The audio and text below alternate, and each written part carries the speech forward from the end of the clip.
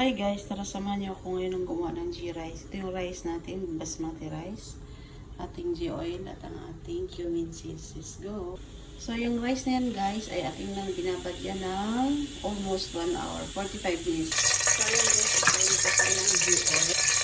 Lagyan natin ang ating cumin seeds. So ayan, nalagyan natin ang ating rice. So haluin lang natin guys. Huwag mo siya nung haluin para hindi man. So, ayan na guys, medyo nag-translucent na yung rice. So, ilagay natin ang mainit tubig.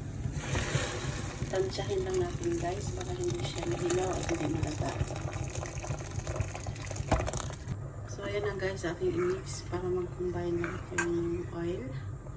O, ganyan lang karaming tubig. O, lubog siya. Guys, mainit na tubig ang inyong ilagay. Ayan, lagyan natin ng konting asin para may lasa. So, ayan na guys ang ating G-Rice. So, ayan na guys ang ating G-Rice at ang ating beef fry. India.